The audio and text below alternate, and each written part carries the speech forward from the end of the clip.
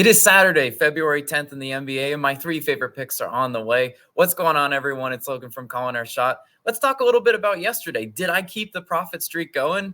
Yes, I did. Did I deliver a sweep? Not quite, unfortunately. Yesterday, we went 2-1. I really did want to deliver the 3-0 sweep, make some some money while Austin's on his honeymoon. Unfortunately, I could not do that. But let's talk about the picks, right? Dylan Brooks points. I mean, man, that bet looked dead in the water, but cash it nonetheless. Man, he had a legacy closeout for that game. Kings money line, cash that one as well. The first spread / money line pick we've had on this channel was a success, and I do have another one cooked up for you guys as well. You guys know I like betting spreads in other sports.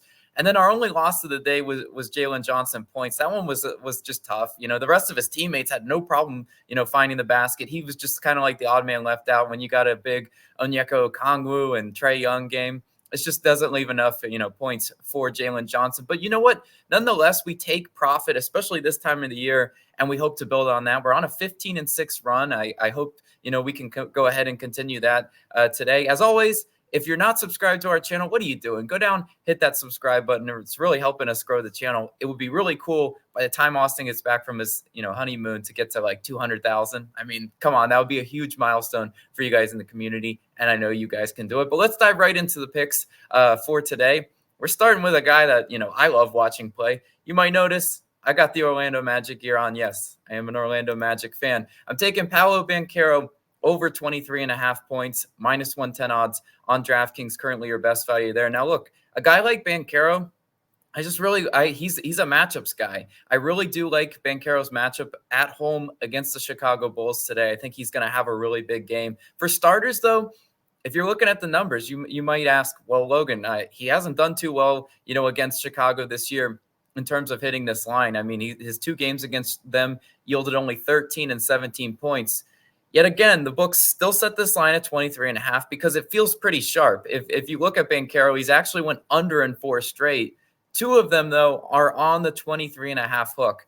Austin and I sometimes, talk about what's a playable line. Look, if somehow this line goes up to 24.5, I don't really think it will. I wouldn't play it there. It's just too sharp, right? He loves landing on 23.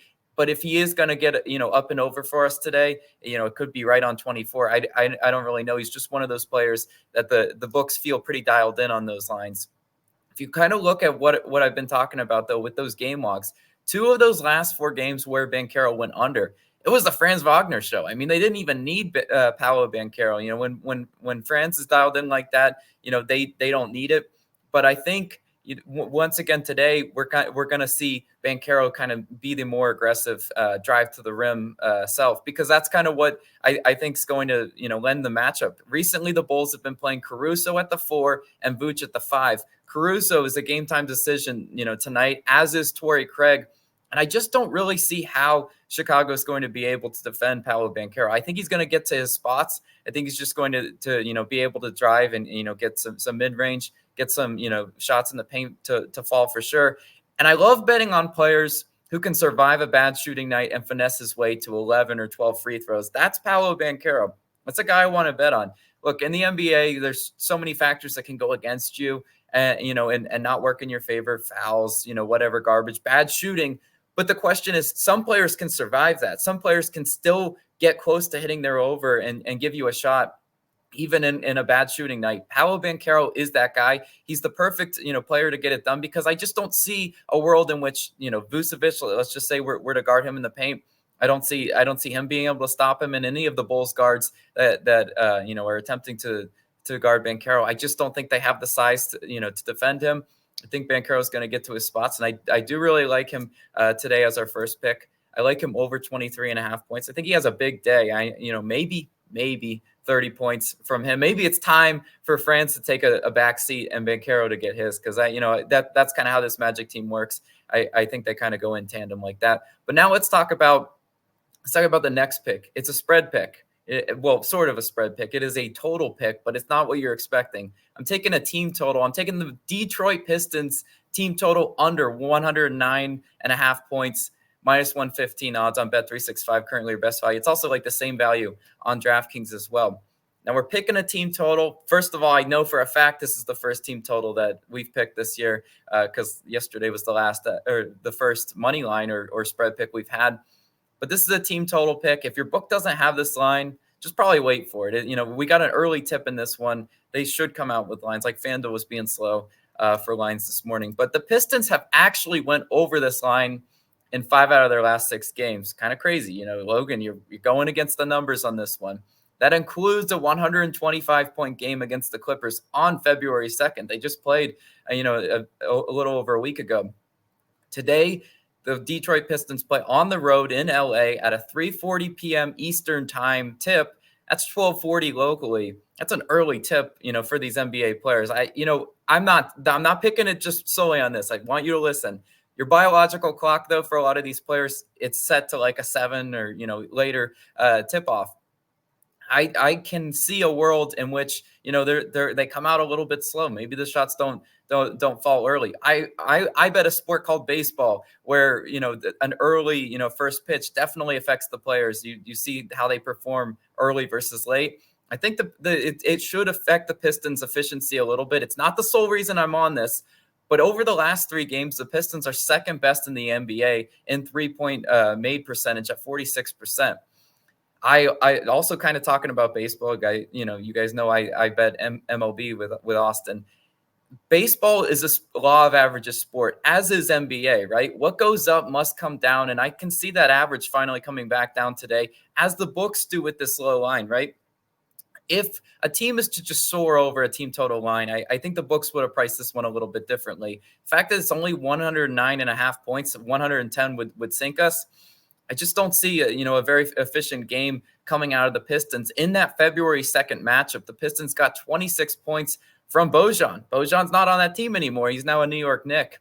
So that was a huge, production there. Also, Sasser shot 5 for 6 from 3 as well in that game. If they get production like that from a role player on the road, you just have to kind of tip the cap because, a lot of those role players that, shoot better at home in their home arena. I just don't see that sort of efficiency coming from the Pistons again. Like I said, what goes up must come down. And with the extended rest for the Clippers, settling back home after that 7-game road trip, this is their second game back at home after that really long road trip. That's why we're seeing a 16-point spread in this one. A lot of people, last night, spread analysis were getting a little cute. They were taking the Hornets. They're like, that's too many points. And the Bucks absolutely whooped them.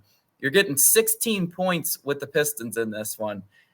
I'm not picking the spread on this one just because, I hate picking spreads that high.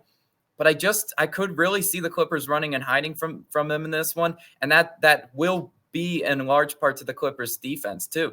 I'm banking on the Clippers to play a great game of defense as they're 7th best in opponents' points per game allowed at home.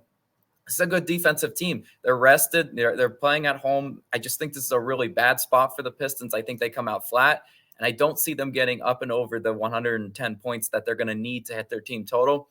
And again, I like betting team totals more than spreads because team total, isolates the variable, right? If somehow the Clippers shoot poorly as well and they only win, like, let's just say, 115 to 100, miss the spread cover, but the team total goes under and soars under. That would be really nice for us. So we don't care what the Clippers do offensively. We care what they do defensively, and I think they're going to have a good defensive game today. So I am on the Pistons team total under as our second pick. Now let's go into our third pick. It's going to be a volatile player. I'm taking Kyle Kuzma over 22.5 points, minus 115 odds on FanDuel, your best value there. Yeah, I know. This is a volatile guy. And you know what? Austin and I both have the same bobblehead. I thought I'd show you him. It's got his pink sweater. Austin loves, posting that on the Calling Our Shot page when Kuzma is an ally of Calling Our Shot. I think today he is once again an ally. If you watched any of that Sixers-Hawks game last night, you might have noticed the Sixers just lack of defense without Embiid and Maxey. I was just, I live in Philadelphia for all of you people who don't know. I have a pretty good pulse on the 76ers. And people just hate talking about them. They hate talking about how they just can't play defense. They're kind of reeling defensively in this matchup, but I think Kyle Kuzma is the one that should benefit from this one. The troubling defensive area for the Sixers is in the paint, where Kuzma should be able to do some damage tonight. That's kind of what I'm asking for him. Over the last 10 games, the Sixers are 5th worst in opponents' field goal percentage allowed within 10 feet of the basket. So Kuzma should be able to do some damage, slashing, getting to the rim, getting, his shots to fall there. And I was kind of talking about yesterday. I liked Jalen's matchup yesterday, but we saw it was actually the other guys, the other, the forwards in the center, Bay and Okongwu feast yesterday. The Sixers interior defense was just not there. I don't think it's something they're going to be able to magically fix, on the road today on the back end of a back-to-back. I think you see tire legs, from the Sixers having to run around, defend Trae Young or try to defend Trae Young. Didn't even do that yesterday. And I think Kuzma is the guy to benefit the most today. Kuzma is a volatile player. Fully acknowledge that. He has a seesaw type game log, though, when it comes to hitting his points over. Let's talk about over his last 6 games. His points, 30, 18, 27, 13, 28, and 17. Kind of let that sink in. It's like over, under, over, under, over, under. If you're following that trend, he just went under with the 17 points, last night.